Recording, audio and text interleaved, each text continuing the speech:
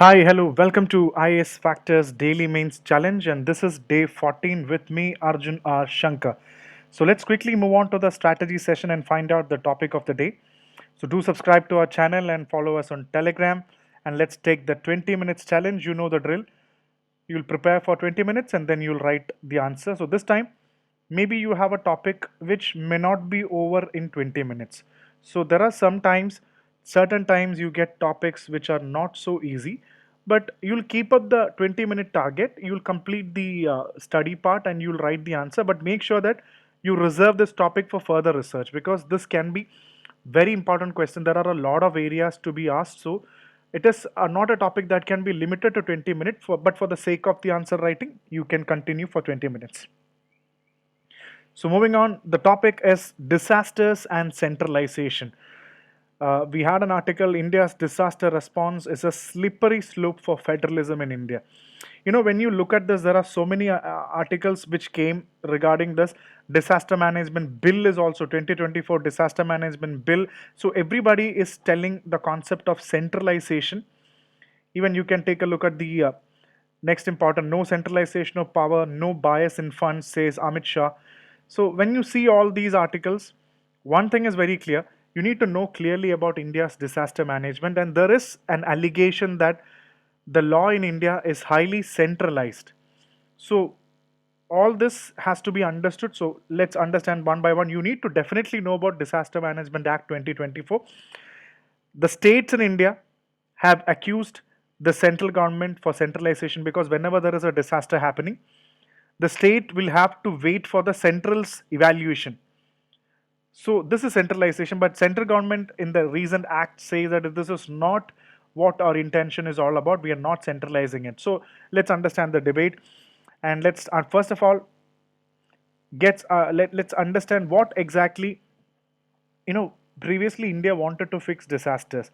Previously disaster management was all about managing disaster, give money, food, compensation when flood comes, cyclone comes. But in 2005 India created the national system. We have a national disaster management, national level, state disaster management, the NDMA, DDMA at district. We have a much more bigger system where we also believe that even prevention is better. So you should know about how India's Disaster Management Act came in, how India started to work, and what is the concept of centralization. Because it's all about, see, imagine the biggest example that I'm going to tell you is regarding the Wayanad issue in Kerala, the Wayanad landslide. When you say that this is a landslide which has caused a lot of death, destruction, but when the central government's team fails to evaluate and understand that this is not a great disaster, so obviously there is a mismatch. That is the federalism angle coming here. There is a tussle between the center and the state. The state believes that this is a big, impactful, destructive thing. Center has to agree with that. When center doesn't agree, there is a tussle. So obviously there is a federal dispute in this. So states in India are accusing central government of centralization. Whether the disaster is a severe one, who without the label states do not get big funds. So who is demanding this? Who is making it happen? The central government is happening it. And take an example, why not slides? Kerala said is the loss is huge. Center said assessment is different, lesser support. So mismatch, delay, frustration was happen. A federal issue, definitely a federal issue. A fund system itself has gap. So the NDRF and the SDRF, the amounts are old. The compensation that the central government is calculating is basically not at all with the market value. So the compensation is too small compared to the reality. So what about the fund system? You have to know what is the constitutional and federalism angle. Disaster Management Act 2000 versus cooperative federalism. Right now we took the case of Kerala. Don't you think there is a tussle between center and state? So how should you resolve this? You should discuss from this perspective too, and know the architecture. What is National Disaster Response Team, the State Disaster Response Force? Whenever there is a calamity, you can see NDRF, SDRF coming in. What are the different funds available for them? What are the functions of all this? Why were they created? Know about all this thing. And who is categorizing this? The problem of classification. There is always an ambiguity. This is called severe. Who calls it severe? All these things need to be very clear. So, what is the even bring in the Sendai framework? Because previously we used to think about post-disaster compensation model. Now, We have prevention, mitigation, and climate resilience model too.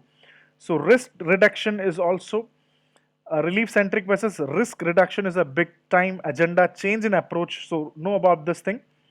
And what are the technology and early warning system that is a part of this? Know about this. And climate change and disaster reality. So this is new thing. There was a big debate when whether heat waves is a disaster or not. There was a debate because we have a lot of things like rain bombs, GLOF, glacial lake outburst flood, cloudburst, urban flooding. So we have new things. So definitely the disaster should also reflect that important thing in reality. And what is generally you should, as said before, you should know clearly about what is a Disaster Management Act 2024. Know about all the aspects, and especially the disaster relief funds cannot be used for freebies. The center has asked the states when you give money, do not divert that money and use it for schemes, whatever things which are not related to disaster. This is a part of the act. And what are some of the concerns raised by the states? The states believe that still there is a lot of centralization. Center is not acting. Some states are getting more support. So there is a political angle to it. States which has got the central government support are getting more funds. Some states are not getting funds. So these are some of the concerns. Know about what the concerns are all about. Okay, so these are the dimensions, and now let's get to the question day 14. 10 marks, 150 words, that means 2 pages. The central discretion in declaring a severe disaster has become a major federal challenge. Analyze this issue and propose a transparent criteria based model.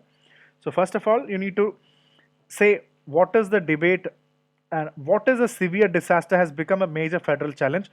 Bring out a lot of examples. You can bring out a lot of examples when a severe thing has had a problem, binary issue. You can mention all this and analyze this and propose. And you, first of all, you need to analyze why it is a major federal challenge. So, write an introduction, then analyze why it is a major federal challenge, and then what model or criteria based transparent model do you suggest?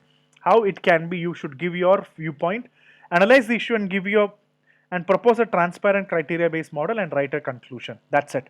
So try answering this question. This is a good question. If you can write it, that's very good. And do subscribe to IAS Factors channel, and see you tomorrow with next topic. Thank you and take care. Good night.